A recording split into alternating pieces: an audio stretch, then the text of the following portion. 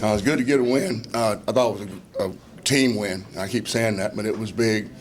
Defensively, I can't begin to talk enough about those guys. 2 for 14 on third down was enormous. That was one of our, I mentioned last week, we felt we had to get off the field on third down. So I thought that was big for us to do that. And then the whole team that against, you saw them put up points against TCU, Baylor, even the last game. And to get off the field and give our offense extra possessions, I thought was very big. You know, we got a chance. We felt like we could control the run and stop the run, but control it, we could have a chance to affect the quarterback. Because if you let Matt get out in the pocket, you know what saw what he could do. So it was very important for us to be disciplined in our rush lanes when pass rushing and keep him contained. And what we had in for him was what we call a mush rush. You know, it was just hold your gaps with our interior guys, and if we got them in a long yard situation, be able to use Giannis and Monteith to get pressure on them. But I can't begin talking how the kids adjusted. The first couple of times, Shad did a good job. He came out and showed some different things we call sister plays off of previous plays they had done. And Rick and John and Dwayne and Mark did a really good job of adjusting. And I thought, you know, you could tell that because they couldn't come back to those plays. So it was a good job by our kids accepting that. A lot of focus has been on our quarterbacks and offense, but you got to give our defense their due, and they've been tested all year long, and proud of the way they hung in there. A lot of these games especially, are decided before the kickoff even happens. That's during the week. Y'all know our routine by now. You know, it'll start getting a little, I would say, discombobulated, a little different, maybe a little wacky here after this week. We'll get back late, and then we got a regular game the following week, but then we go 5-day, 8-day stretch, those type of deals. So as a staff, we've had to plan on that and not looking ahead or anything, but making sure we're smart as coaches and giving our guys the proper rest and those type of things. I think we had a great practice last week. I thought Tuesday was a little jumbo last Tuesday, but as that practice went on, we got better. I thought Wednesday's practice went well, and Thursday was really a short practice, and I thought the kids did very well in our walkthroughs at the hotel in Dallas on Friday and Saturday morning. So it was very good. I thought our kids got a chance. We talked about playing on all four sides of the ball, and I think we saw that, especially we saw this team earlier. And we meet at the end of the second quarter and the fourth quarter. I meet with the entire team, and during that time we summarize what's happening. So our team had a chance to watch SMU go through a four-side, feeding off one another. Their offense and defense and special teams were sidelined. So we settled down and had our chance. Our chances to put that all four-side deal, which I think is very important, that we learned from the first three games, and went on a 42-0 stretch. And that team we played, and Chad's going to do a great job there. They have the capability of moving football, and we did. I thought the kids did a good job of that, and I thought our special teams for another week worth punted extremely well. 4 inside, 4 inside to 12, I think maybe. Had a long one of about 68, 70 yards. I thought our coverage teams and coverage units, they had a really good returner, and I thought with that, Worth giving us a chance to hang that thing up and give our guys a chance to get up under it was big. Our coverage teams, kickoff coverage teams, Caleb's doing a really good job. I don't know how many kicked out. Was it 6 or 7 out of the end zone, which we liked that because you know where we're starting on the 25-yard line, and we could make calls from there, and that was good. Return units, you see Quay starting to step up, but that means the guys are blocking up front and doing their assignments up front. That's what that means. So they were able to give us we were able to get 83 yards, what we call hidden yardage on special teams. I thought they gave us a really good opportunity to gain field position. Sometimes you I know maybe y'all don't, but haven't been a special teams coordinator. I relish that to give us field position, and this team, we were able to do that. Yeah, good to see that. So I thought offensively they did a good job of not getting down on themselves, which these kids won't do that. And again, no panic. You want to start fast in the games, we do, but that's one of the things we've learned. Our kids won't stray away from the game plan. So what we did, again, Dave and offense staff did some good adjusting, and I thought James came in. Blake hit the big pass to Davon, but James came in and did some positive things and gave us some energy and helped open up the run game. That's one of the things I was asked earlier about the run game. But that's when you see us start attacking it downfield vertically. Take your shots, take your shots downfield and make them to loosen them up. So I was proud of that. BYU, it's a unique relationship we have. BYU Bronco and I, our staffs exchange ideas defensively. Probably started about 5 years ago. Robert and I is one of my best friends. He's offensive coordinator. Liani is one of Erlene's best friends. That's Anai. But you'll see similar mirror images defensively and even offensively. People talk about the air raid. It started from Lavelle, Coach Edwards. You'll see that BYU, and Robert uses some 12 personnel, which is 2 tight ends, and a lot of 10 personnel, which is 4 wideouts. They have the tallest wide receivers I've ever coached against in my entire life.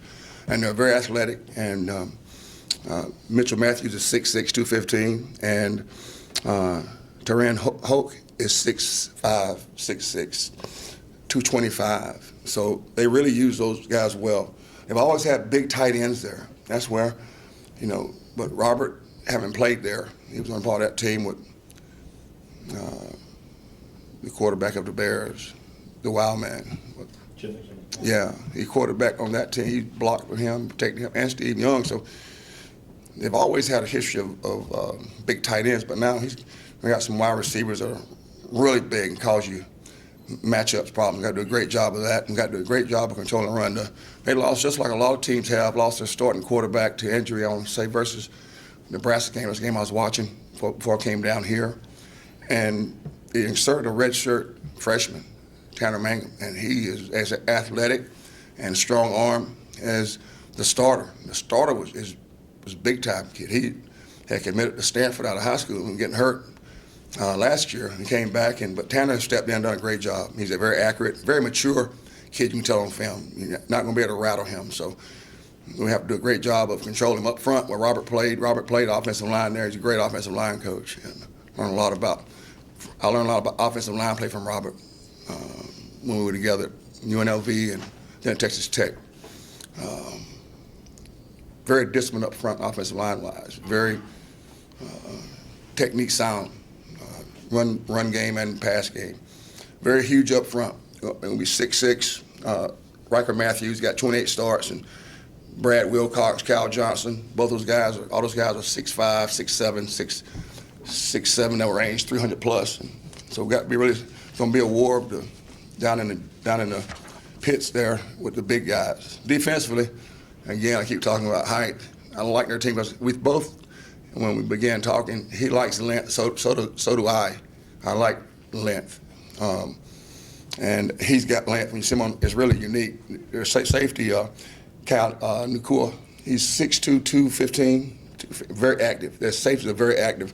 And their defense, and our defense, your strong safety has to be big and physical. He's been involved in the run game, and those guys are active. Up front, Bronson Kafusu is 6'8", 280. Great pass rusher, great hands, and they move him around a lot. Use him a lot on the edge, stand him up and drop him. Very athletic. And then they've got 2 really active linebackers, Harvey Lange and Manoa Pakula.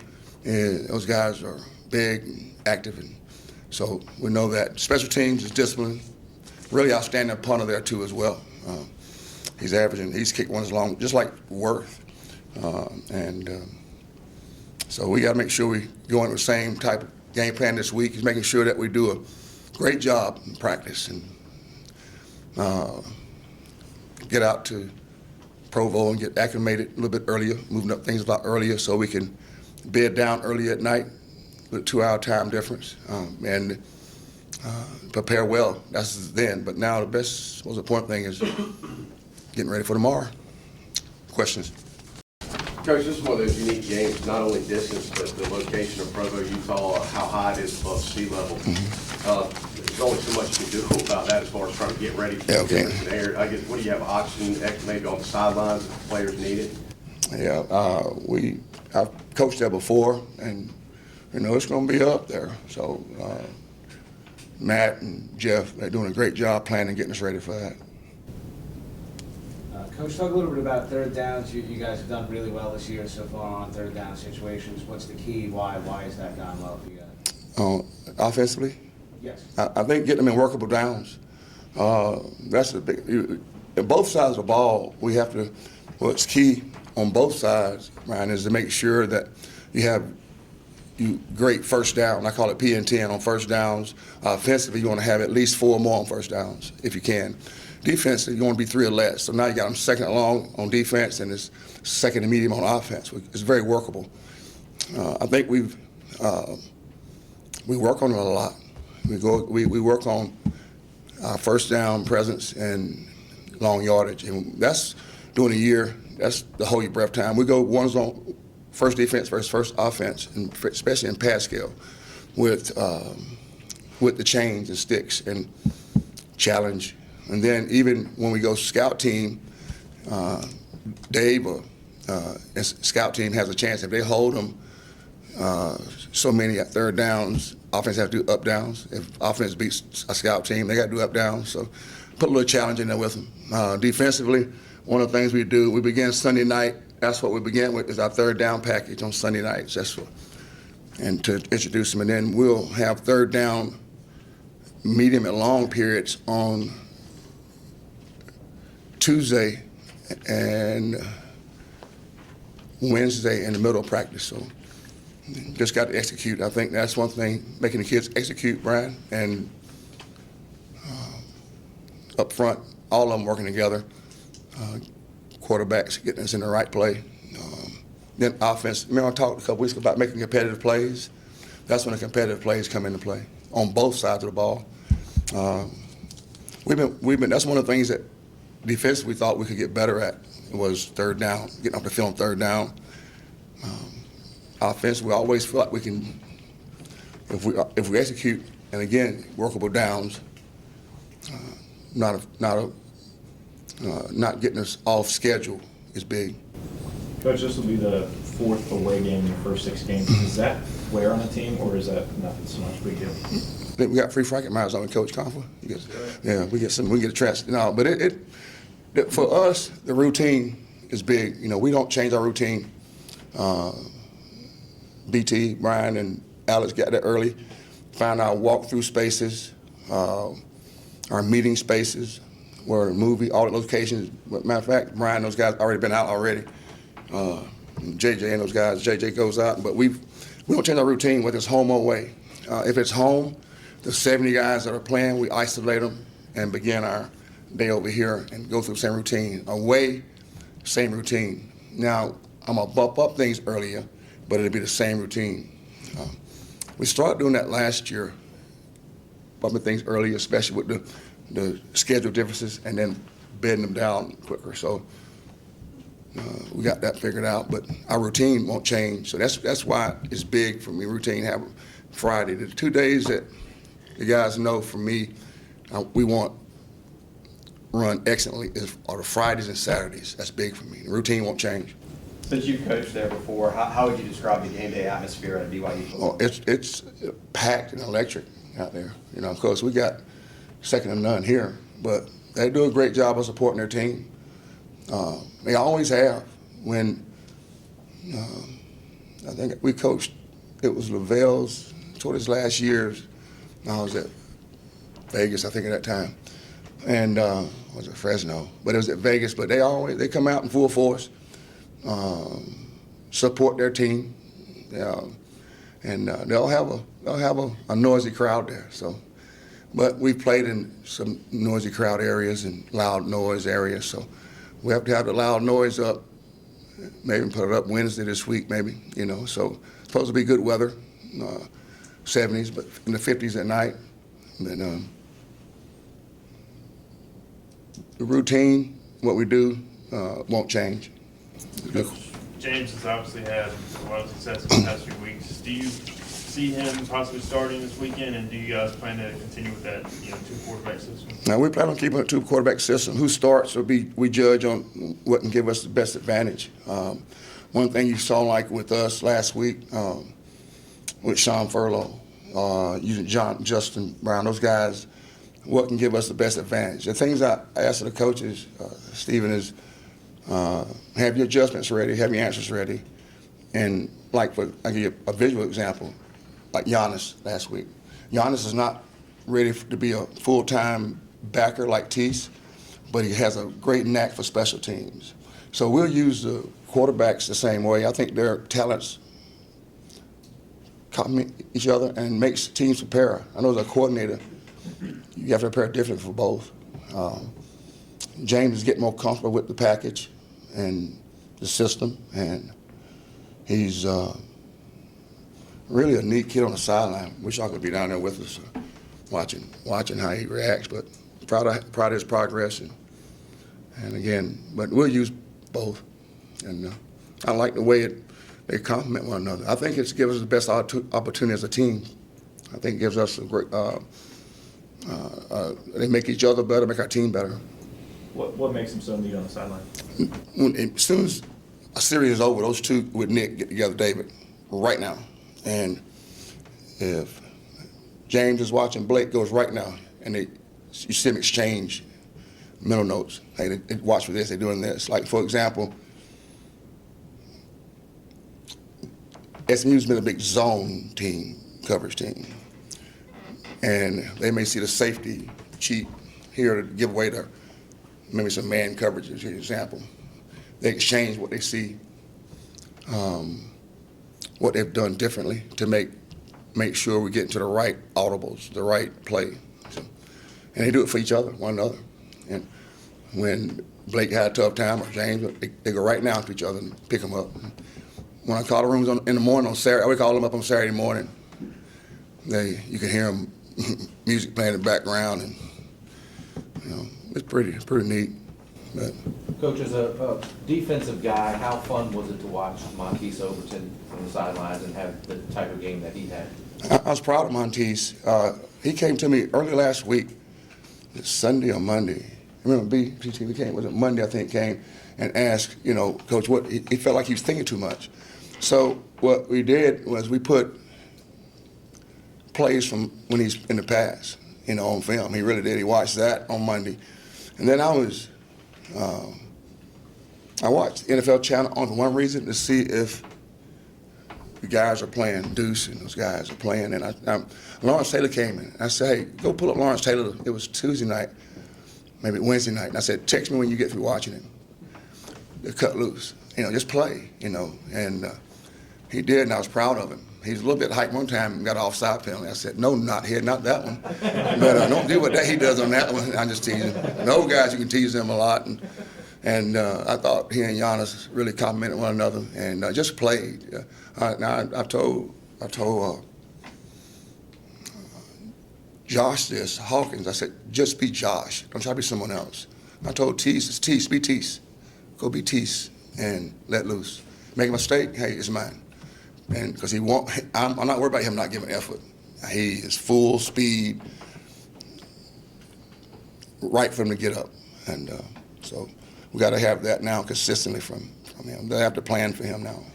Coach, you had a lot of young guys, three particular, Bowden, Furlow, and Sargent, step up and play big games on Saturday. Could you talk a little bit about those guys? One of the things that I think, is I'm not a type A coach. I just a couple things I like, and what gives us an advantage in the game?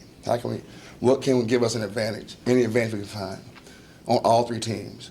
And I watch practice. I watch every player in practice every day. All the coaches can't do that. I watch every practice, every play, every kid on whether it's scout offense or scout defense. So that's what takes me a long time. I want each play back 4 times each, and I watch. And you see Giannis in our pass rush drills got a little knack. He can dip his hips and use his length. And then Sean, he was even on our look team, special teams. You saw him. He's always had a burst. I think you'll see him even get better as he gets used to it, like Quay has done.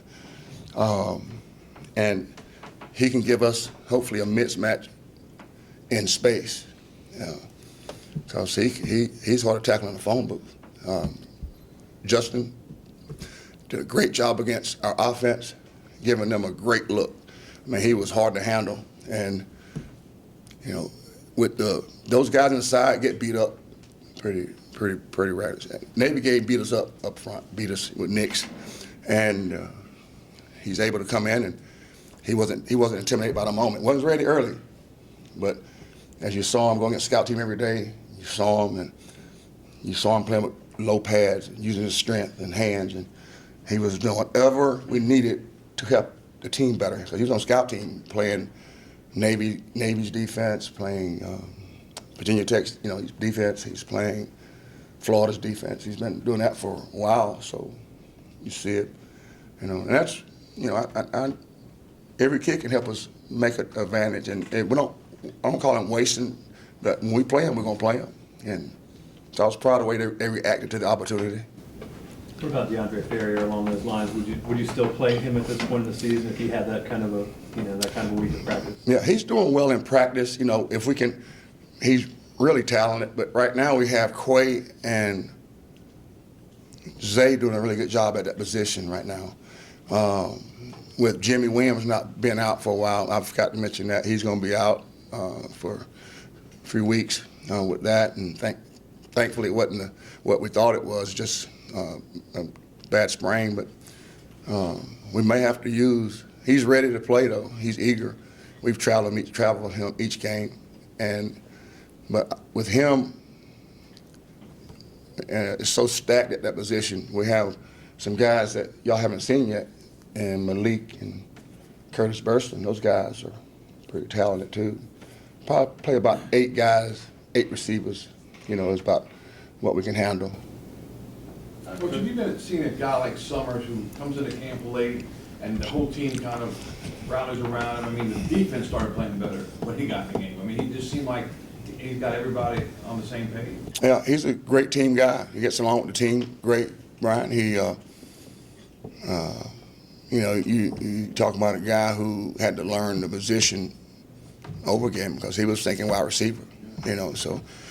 You just got to be patient with them. You don't give them guys a chance to have a chance for success. So being patient was key. And again, I mentioned Dave. Dave is, and Robert and I, we hired Dave from Arizona, said, Ruff, he's one of the best developer of players he's been around. And that's a compliment coming from Rob and a relentless recruiter, which is both are true. So, James done a great job being patient and being a great teammate. So I like what he brings. The kids like him too. The whole team does. They joke around. Him and Monteith, they joke. I can't even say them in here, but they get after each other all day long at practice. So his nickname is Jason. That's what we call him, Jason. Coach, obviously this team is much better when the running game is going. But when you saw against SMU, the running game got so much better when James was in there. Knowing that you're going to stay with the 2-quarterback system, will you do anything to adjust what Blake Kemp does to help the running game the way James does? Yeah, Blake has the same plays in tune for him as well. Quarterback keeps, design plays, zone read. If they do, what is zone read is just almost like it's an option type thought process. But Blake has the same options off of it as James. So one thing I think that's helped, I mentioned a couple of weeks ago, Billy, was having the ability to stretch the defense. And I remember with Shane, I know everybody should go back, they stacked the box on Shane and blitz box. Once you start getting comfortable in protection, because this team here's going to blitz now, BYU, and able to stretch them, and now it gives you opportunity and make those guys be honest on the back end, make them stay in two safeties. Don't let them get to that one. If they do, let's test them with Zay and Bryce and Davon, Trayvon, those guys. Kurt, you guys have made 2 big comebacks in the last 2 weeks. What do wins like that do for a team as far as morale and just attitude, and even down the road? Do you find that wins like this early help out down the road? I think it helps your team believe in what you believe in is execution, doing your job, making routine plays, competitive plays. I don't worry about us ever quitting. That is not in our program. That's not in our thought process. But you realize that the team realizes that don't panic. Even they were saying it themselves. Hey guys, relax. We've been here before. And it's good to hear them say it. And I echoed it as well. All the coaches do, but it helps to teach them to be patient, right? Execute. Stay with the game plan. That's what we've done the last probably 2 weeks. Games are won before the game, before Saturday. Like the games are run in preparation, beginning last night, really. And they've done a really good job of not doing their own thing, but stay with the game plan. So I think it gives them confidence that, hey, what we do, what you do might work. What we do will work. And that's I always talk to them about that. Do it what we do. And the kids believe in it. So that's good to see. And we want to get better each week at it. We're nowhere near where we can be, where we got to be. But to see them believe in it really helps. It helps them. Coach, I guess kind of piggybacking off of that real quick. Mm-hmm. BYU's been in the same situation. They had 2 Hail Mary wins like earlier on this year. I guess it's kind of a unique matchup with both of you guys in that you both have had comeback wins this year. Yeah. They've had a bunch of them. You think back to the SMU Pony Express days. That was the first one that came back, and Broncos got that same mentality. Brandon Brothers type thought process. He's a defensive coach and hard-nosed, get after it type guy, and he won't allow his guys to quit. And that's why we both agreed to let our staffs mesh and meet. We knew we played each other, but a lot of respect for Bronco, and I think he has a lot of respect for our program too. And you have to be. Those plays are fluke plays sometimes. That little ball is not round; it's like shaped funny, and it bounces weird. So just hold on to it and tug it away. Coach, did you see Dwayne Harris score his touchdown yesterday? No, I did not. I didn't watch the game. Did they do well? Yeah, Dwayne scored a touchdown against Buffalo yesterday. I got to text him. I didn't know that then. They won. That was a big win. They won that game. Okay, that's a big win. Beating Rex, Ryan. 17 spanked them, huh? Yeah, good. Got the end zone. Proud of him. Y'all good? All right, thank y'all.